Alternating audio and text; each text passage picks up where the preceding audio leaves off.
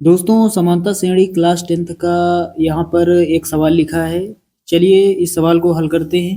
तो यहाँ पर लिखा है 11 की गुणज 3 अंकों की सभी संख्याओं का योगफल होगा। तो 11 की गुणज 3 अंकों की सभी संख्याओं का योगफल कितना होगा, ये हमें ज्ञात करना है। तो चलिए दोस्तों हल करते हैं इस सवाल को। तो यहाँ पर 3 अंकों की संख्याएं हमें लेनी है जिनमें गुणांक 11 शामिल हो। तो सबसे पहली संख्या होगी 110। उसके बाद दोस्तों अगली जो 3 अंकों की संख्या होगी, यहाँ पर 11 जोड़ेंगे, 110 में 11 जोड़ेंगे कितना हो जाएगा 121। उसके बाद 11 और जोड़ेंगे तो अगली संख्या हो जाएगी 3 अंकों की 132। कामा लगाएंगे, आगे डॉट डॉट। सबसे लास्ट में 3 अंकों की ऐसी कौन सी संख्या होगी जिसमें 11 गुणांक हो, तो वो संख्या है 990। 990 सबसे अंतिम संख्या है 3 अंकों की जिसमें 11 गुणा के रूप में होगा। तो यहाँ पर हमें एक एपी प्राप्त हो गई है, एक समांतर श्रेणी प्राप्त हो गई है। यहाँ पर दोस्तों लिखेंगे प्रथम पद। प्रथम पद जिसे ए से लिखा जाता है, ए का मान कितना हो जाएगा, पहला पद कितना है 110। उसके बाद दोस्तों सार्वांतर। सार्वांतर कॉमन डिफरेंस जिसे डी से लिखते हैं, डी का मान कितना हो जाएगा, किसी भी पद में पहले पद को घटा लेते हैं। तो अंतर कितने का चल रहा है 11 का, तो 11 होगा। 121 में 110 घटाएंगे कितना होगा 11 ही होगा। तो यहाँ पर लिखेंगे 11। उसके बाद दोस्तों अंतिम पद। अंतिम पद हमें ज्ञात है, यहाँ लिखेंगे अंतिम पद जिसे एल से लिखा जाता है।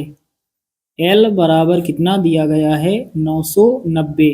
दोस्तों हमसे योगफल पूछा जा रहा है। योगफल के लिए n का मान पता होना चाहिए। आखिर 3 अंकों की कितनी संख्याएं हैं जो 11 की गुणज हैं।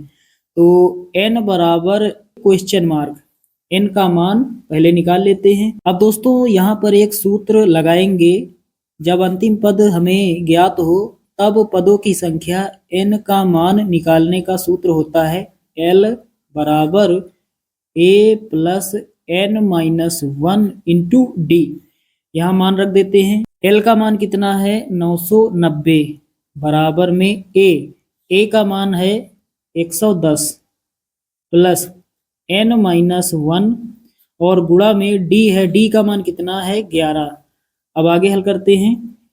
तो 990 बराबर 110 प्लस 11 का गुणा n से कर देते हैं तो 11n हो जाएगा, माइनस 11 का गुणा 1 से होगा, 11 1 के 11। अब दोस्तों क्या करते हैं, यहाँ पर 110 इधर प्लस का है, इधर आएगा 990 के पास तो माइनस का हो जाएगा कितना 110 बराबर में कितना 11n माइनस 11। चलिए अब आगे हल करते हैं। 990 में 110 घटाएंगे 880। 990 में घटाएंगे 111, 880 बचेगा बराबर में कितना 11n माइनस 11। माइनस का 11 है, इधर आएगा प्लस का हो जाएगा। तो 880 प्लस का 11 बराबर में 11n। अब दोस्तों 880 में 11 जोड़ेंगे कितना हो जाएगा, तो 1 हो जाएगा। उसके बाद 8 1 9 और उसके बाद 8, तो 891 हो जाएगा बराबर में कितना 11n। 11 इधर गुणा कर रहा है, इधर भाग करेगा, इधर बटे में हो जाएगा। तो 891 और बटे में कितना हो जाएगा 11 बराबर में n। n पहले लिख लेते हैं। तो यहाँ पर जब भाग देंगे 11 से कितना होगा, तो 11 के 11, 11 अट्ठे 88, 89 है, 88 तक पहुँचे, एक बचा तो एक आगे लिखेंगे 11 हो जाएगा, 11 1 के 11 तो कितना आएगा 81। तो n का मान हमने निकाल लिया है।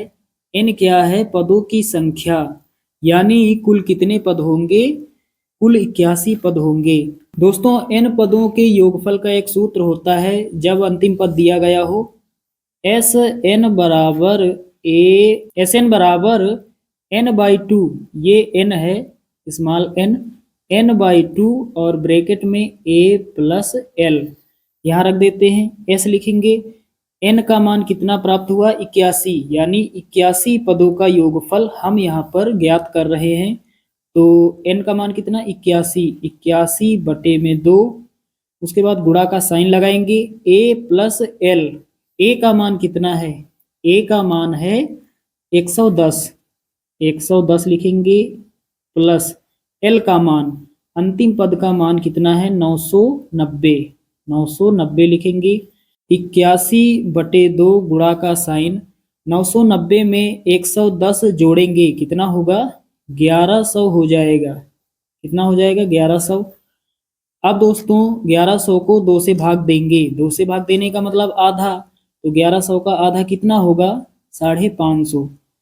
तो 2 से काटेंगे, कितना होगा? 550। अब 81 का गुणा कर लेते हैं 550 से।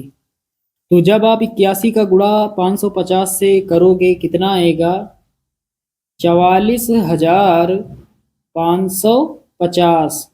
44,550, और यही हमारा फाइनल आंसर हो जाएगा। तो साथियों, उम्मीद करता हूँ कि ये सवाल आप सभी लोग अच्छे से समझ गए होंगे। चलिए दोस्तों, मिलते हैं अगले वीडियो में। तब तक के लिए जय हिंद।